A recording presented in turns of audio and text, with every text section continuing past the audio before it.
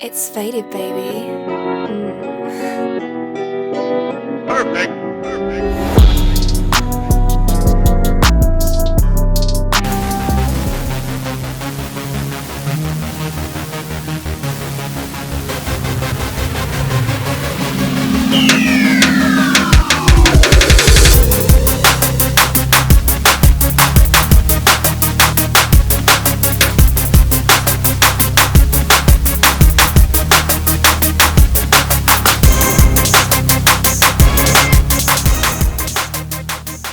Once again, Jay Young representing Fit Entertainment. Here sitting with Rasheed Toppin, Yep. certified trainer, nutritionist.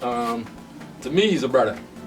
People say friend, people say what, but this is a brother to me. I know you how long? Near 20 years. Almost close to You that. understand where you're coming from. We used to train together before you get harder and what this and starts. But anyways, and we used to do music together too, you know. Actually, my first time on stage in front of a big crowd, my boy was right there with me. And, you know, used to go by the name RJT. I always remember the name Jay Young. It's true. What we used to like about him is his vocals and his innovation. He wasn't scared. He was never frightened, you know. He attack a beat, he attack a rhythm. You know, whether it be hip hop, whether it be dancehall, he used to attack it. He used to bring energy, bring a vibe. And I watch all that grow too. So like, watching the change of passions now. You understand? I know music is still a big thing to you because like I say, you know, come across here a couple of times, do some training. Let's feel the influence. You understand where you're coming from? So like, I just want to ask about the dream first thing first, the music dream.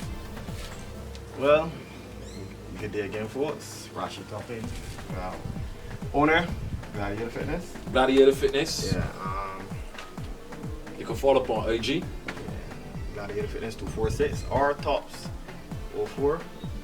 What I could tell you about me, as I said, music was my first passion. Because I can remember not crossing you, but you know, just helping you bring back. I can remember sitting up at the park, and I had a show up with CP because you went CP. And all I can remember everybody coming down talking about was Salman Ward and Rasheed Toppin. I teared it up, and there was a song that you had everybody talking about. You should see how she wine and go down to the bumper touch the ground. Macaroni wing. A macaroni wing. Yeah. So like, I mean like, what was your real influence for all of that here? So like, I mean, where all that come from? Just being sporty because we were sporty characters at school. Everybody know Salman and talking to the two sporty characters, man, just come out artistically sporty, I should say, because we would be very creative with our sportiness. People used to call it artwork. Because me and Salman used to always joke around, do a lot of nonsense at school, like. Yeah. So then, I showed up to Salman again too. Yeah. You know, friend zone boss. and then I remember that was when MSNB come out. Yeah. And that was when all we used to be playing around with what's it called? Cool edit. Cool edit, and the little microphone. So it was just My son's recorded this house. Whoa. near 100 and something. Whoa. But How much songs recorded this house with you? Honestly. I know. I mean every day. It used to be here. Then the gym. Then back here. I mean we used to have mums. But that's another thing to show to the mums because mums never kick me out, mums are never vex. We here about 12 or 1 o'clock in the morning. School day. But we doing music and mums supporting it. Mums was always very, very supportive. Always very supportive. So shout out to mums as well. But I can let you continue with your story. Sorry for cutting you off, dog. That easy. But yeah, where we start? We started. It was just I remember me, Salman, Ken. We were just at school, and the other point in time, Salman was just talking about macaroni wing all the time.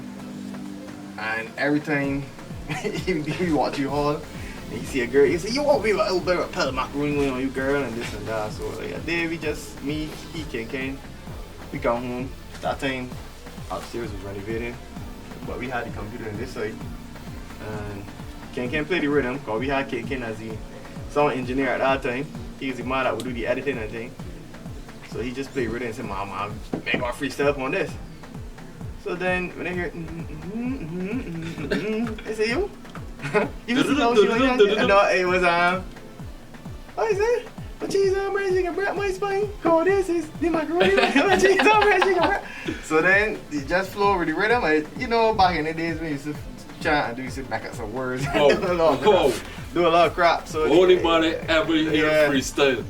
I made up his own words on spot without stumbling. You would believe this shit in Oxford Dictionary. I'm dead serious. Yeah, boy. Back up some words. I used to back up words and make it sing. Like, no. I know. You back up some words and then I would never forget when the Masons, he heard the rhythm and he was like, yo, but they let me hard, boy. And so he was like, yeah, boy, like that, kicky. So then, for daddy, man. So that's not one influence, just that one body game when I shorts. They want to got something there. Yeah, so we build that passion, we like it. So then what really shocked me is the next day, because I think at that time, you know, that's when Sony Ericsson's was the big phone. Yeah. So Walkmans, Sony Ericsson Walkmans. I think so. Like, I would never forget. They walking through the hallway, and then I see a girl talking. I say, yo, Toppin, I want to see what's the macaroni wine. Hey, what you talking about? And then when they realized that King came, I already started saying these songs, so I already had it on your phone. So you made that how you made it. Yeah, for the time we walked, that time I don't even think it was MP3, it was WMA. Oh, the BFUs. The BFUs. Yeah. WMVs. No, yeah, WMVs, right. And I thought myself, girl, since she won. So then I will never forget, he just deal with like a lot of pageant shows and stuff. He teacher name is Herwood. So he had like, we always used to say he had this show, like this independent show. So he was telling me, nah, y'all man, you all perform that song at the independent show. Cause it's like, it was a talent show. So he was saying like, you go out perform it, cause you had Timmy and you had Peter Ram all in there performing at it. So that even more impressive. Yeah, but that year, I never forget that year. So it was me, Simon, I think it was Brett at the time. They went up stage and started singing it. They had the wall, you know, bad. That's what I mean, like, that's even more impressive. Yeah. But shout out to Timmy and shout out to Ram. We're not large, we know what we want to do, we respect what we want to do for the culture.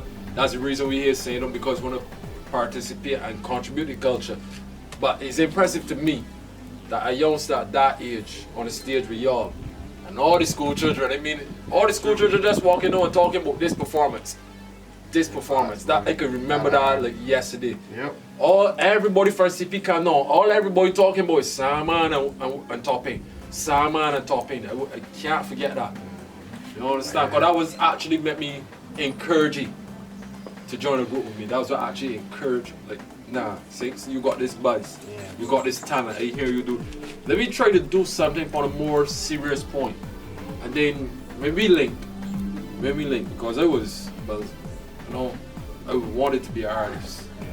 But I ain't really made moves not to relink, not to young stars in the team, but start to do it thing, you know, because we had Dice, my boy Dice rapping young stars for sure.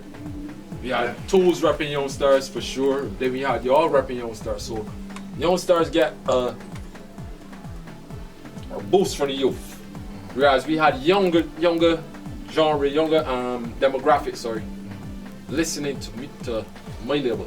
Not my label per se, but if you understand the idea of Young Stars Entertainment. What we was trying to bring up, like, it was like, I struggling with this idea for years, and like, these youngsters just come and this is the crew, so like, alright, cool.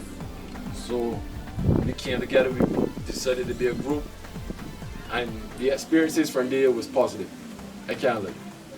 Because once again, shout out to Curdy. Curdy's who pointed to me this way. How much big studios we walk in Barbados? I know. How much we had to pay the recording? It's true. I remember Peter Toppin, and then the guy from St. Joseph. Shout out to my man, Richard Bourne. Yeah, Richard Bourne. Earborn Studios. Because Earborn do the Calypso song that we had done in 2009. Walk Up Rhyme. Yeah. Which in good concept. Poor song, but good concept. I ain't a disrespect on the song or the production of Mr. Bourne. Is me admitting that my effort wasn't to the standard that it should have been. We just wanted a song, we was excited about Crop Over, and I just slapped together a couple words. You understand? We basically got the idea on the right, but we didn't get the formula right. We didn't get the formula right. But that song had potential. The chorus alone was the potential, but the delivery of the verses. But during that time, the idea about during that time, you happened to write a song that happened to be unreleased. That those in Barbados that heard it has been calling for the release. What you plan to do? A song near Conky. What you plan to do? I don't know, to be honest. I tell you that my passion no more, so. I understand. So like, explaining no, like, your passion went from wanting to be an artist into another form of art, which is, you know, the work, you know, the lifestyle, fitness form. Yeah. So like, you could explain that transition where you really had to realize, you know what, well, I gotta leave this dream because this one here more prosperous. Well, the thing is, because obviously the music industry here in Barbados is very hard if you don't know. It's a know-it-all society. If you don't know persons in the industry, you can't really progress the way you want to. You gotta really you gotta spend money to really see your music being released as a unknown artist, or you gotta be an artist that really catch the crowds or the public eye. Like, I think social media now is how the way how social media set up is, if we had social media back in the day, we probably would have been better. Like, for example, Party and Murder, right? Though the two of them was out for a long time. Yeah. Them was out for Our job the most wanted again. Right, them was out for a long time. I remember I went to a year and had a couple of events, Red Fep, and I went to an event that they performed at before they were really big. Like, everybody know that put inside this, and that's when it was the most wanted. Yeah. And they performed at that. And I was like, yo, these men bad, yeah. We first might ever hear freestyle it, so. It's that point. Oh man. I we step in studio, oh man. Like when first might hear freestyle it, so blow my cool, oh man. I'm like, what the hell is my one? Everything, man. Like, man bad, but just before we get further in, right, I just want to touch upon the subject. Like you were saying, the industry hard. The reason why the industry hard is because Barbados has no music industry. Like, it's very hard for artists to live full time off music in Barbados alone because the economy don't cover for it. So that's where a lot of Barbadian artists get problems, in my opinion, because they see a dream, but they don't realize that, you know, the dream you're seeing is being sold in the country where the economy covers that. Barbados doesn't. I mean, like, we get a little cent for soca, but you're gonna really quit your job to wait for a little 4-week season or I think season. in this period, I think it's seen an improvement with this generation though, cause like this generation hungry. Yeah, this generation, even like artists like Buddha and Buddha bring a whole album there now. Yeah. And he's getting and the more exposure you get on Twitter, like and forward that he getting, and then you got artists like how Rico Maserati was doing it. Yeah, Rico Maserati, the other guy, what's he called? Tef? Not Tef, Chieftain. Large off yourself, Chieftain. Large off yourself, then. Them man, Chieftain Yoda. So them man. So I just saying, but I just say we go back to that point and start this. Always saying like the talent does only get. As I said, we was saying about the social media. If the social media platform, if we had a social media platform like before, if we utilize it like before, like, oh that man had to go up on YouTube, I created a whole series of Power Gamer. That's really because plus too, you know, that show the main output. Yeah. You understand? I show like these men more versatile than just coming and singing this sort of music. Right, so really, and plus too, at that point in time too, like a lot of people know Most Wanted for, you know, the dancehall genre. Yeah. But in that point in time too, you got Power Game Murder where these fellas showing you a little side of them, they show you the humor. And then you know to ease into the Calypso arena now with Cordates. So now you seeing talent coming from all angles. You understand where you're coming from? You're just looking at these men, you're putting them in a one-dimensional. Because these men, and upon top of that, there's very talented performers all together because I know for sure you could hold a show, you could go let Pipe and Satis as your main act. And you could get a good 45-minute set, probably a good hour of entertainment set from them. Close your eyes, I know that. It's probably a few artists in Barbados that can do that. I mean, like outside of Crossfire, outside of Crossfire, the lyrics, the Alison Hines that got the catalog. Yeah. Like Pipe and Satis for the short amount of time they had compared to others. The catalog that they got, they could give you a good strong 45, 50, 60 minute and encore because the talented, the original, and they just got all that, like they got the it factor to me. They got the it factor, it's obviously so, because a lot of people don't understand that the it factor works a lot in Barbados as well. Because like, where you can take a chance on you if you don't know if you can bring back. It's an investment. And we feel that a lot of artists lose passion in Barbados because they don't understand the type of investment that music is.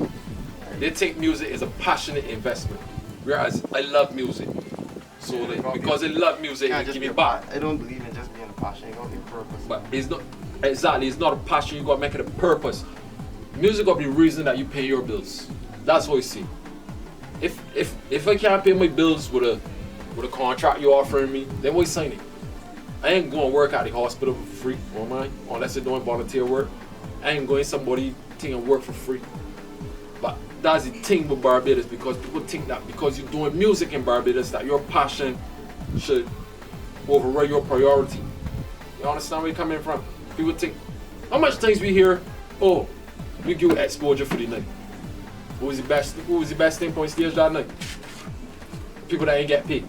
We've seen it over and over again. We've seen artists that don't get a cent in the pocket for the night and go there and give a hell of a show and not even get a $100 bill for it. All they get is exposure. So we can get tomorrow night. You can put me up on another show. And this is a tricky thing about exposure because a lot of them used to hit me with this here, so promoters. They put you on a show free tonight. You do a good job, bring a crowd. You get a little buzz at any show, people talking to you. Not even only talking about you, but talking to you. You come in as an unknown, so you know it's our job that you put on if you be spoken to. You understand? Alright? Speak to your promoter, he want you for a show next week. But he ain't gonna see he can give you a little $50 or $100. He want you to come back and do it for the same exposure. It's faded, baby.